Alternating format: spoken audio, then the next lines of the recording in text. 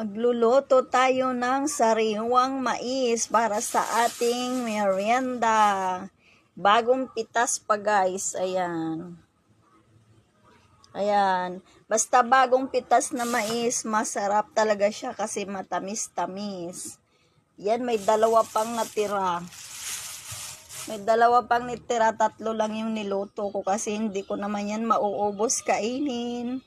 Matakaw ako sa mais basta matamis. Ayan guys, para sa ating merienda ngayon. Bagong pitas na mais ay aking isasaing.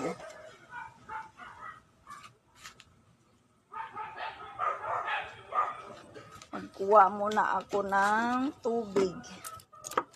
Tubig.